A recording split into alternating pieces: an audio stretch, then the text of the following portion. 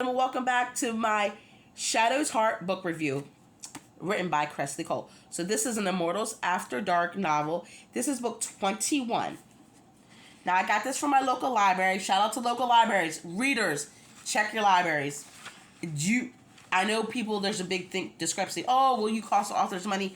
No, because trust me, baby, if I like an author, I'm buying all the books. This is all the books from the Immortals After Dark series. I've read all of them, but the Witch Queen of Halloween. For some reason, I skipped over that one. I don't know. She also has other series. I've heard The Game Maker is a really good series. I haven't had a chance to read it. So, comment below if you've read any of her books, what you think. Also, to all my subscribers and viewers, thank you for sticking around and listening to me yap. I'm really thinking about changing my name to The Messy Hair Reviewer because it's always a mess. Anyway, so I'm going to read the back of the book now. Also, let me know if you like how I read the descriptions. A fallen princess, Shelter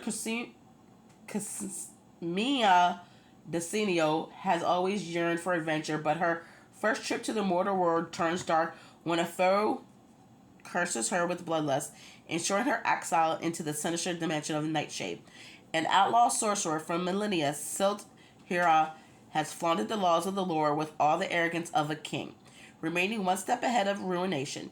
Yet then a mysterious bounty hunter schemes to capture him, dispatching him straight to hell. Fight to escape a dying realm. In Nightshade, Silt clashes with the Hunter sisters, also condemned. Never imagined that she might be the key to his escape and his future.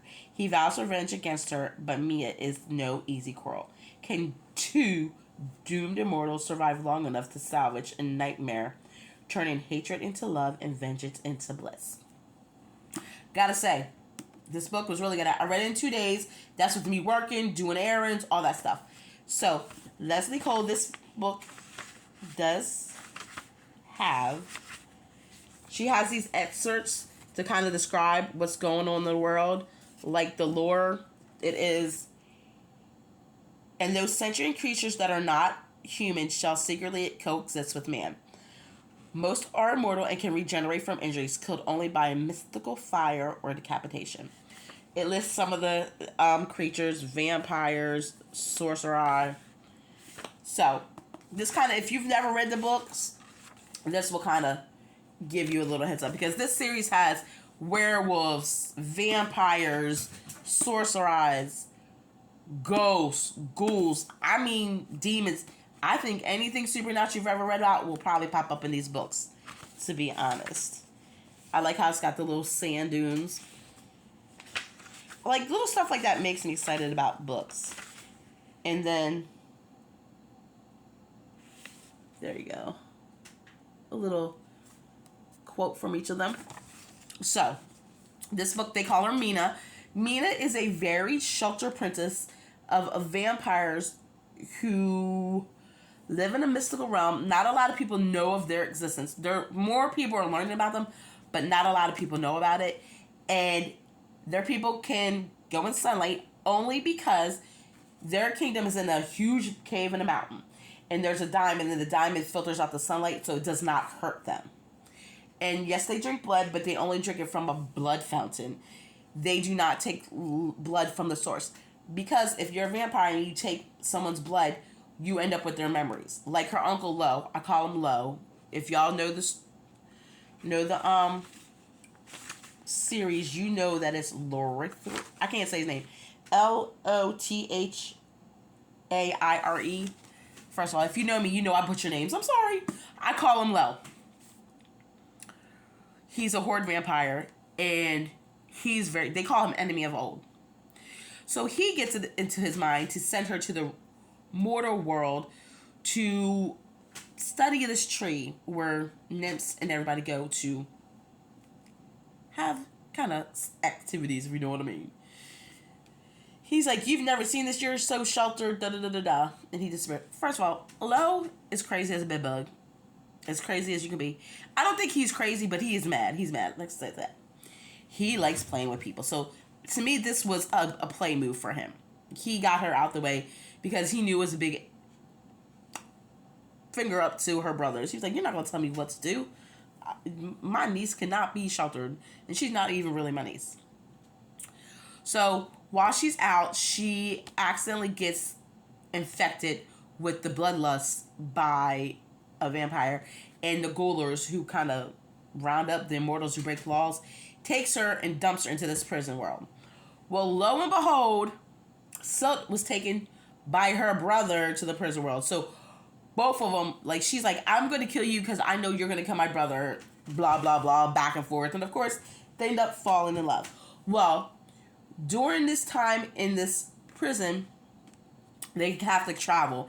And it's freaking challenge after challenge. Well, they come across the castle. And in this castle, they come across the Sorceress of Dreams. And she's like, I'm going to help you get your dreams, da-da-da-da-da. And the whole time, Mina's like, yo, something's wrong. This place is dying. We've got to get out. And the sorcerer's like, no, that's not, you have to go through a ghoul hive. You're going to die. It's not going to happen. Mina is determined. I'm not going to tell you anything else. It was a good book. She holds on to her morals because Mina's like, I'm not giving my body to anybody unless it's making love, unless it's love. Because when she was studying that tree, she saw various couples coming together just because they had that lust and passion. And she saw one couple and she's like, that's what I want. I want love. We can do, other things, but other than that, my body's for who loves me and who I love. And she stuck to the morals this whole book. I was like, go girl. Now, Silt, he's known as the King of Sands. He's in prison because he tried to make himself a god, and he got in trouble. He is an opium addiction. So he goes there. He's like, blah, blah, blah, blah, blah. Stubborn man. Doesn't want anybody cares about her. But he's a good character. I don't want to give too much away. Now, I will say this. There's 2 characters in this book that I love. Throughout the whole series, I love them. One's name is her Uncle Lo, and one is Nyx. Her Uncle Lo is a smart, devious vampire. He may be mad, but do not think that when push comes to shove, he's not playing the long game.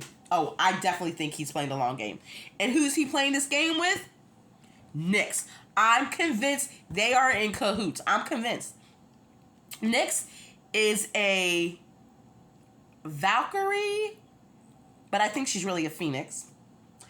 And she is half mad because she sees the future. She sees outcomes.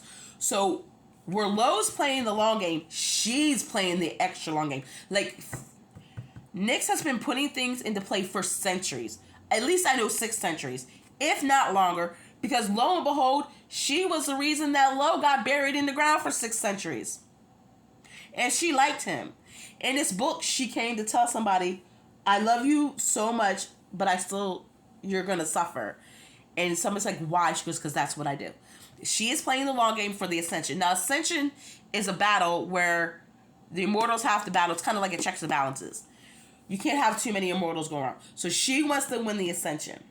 She's putting stuff into play to win the Ascension. She's playing a really long game. And the funny thing is, she has so much in here, she can't keep it straight.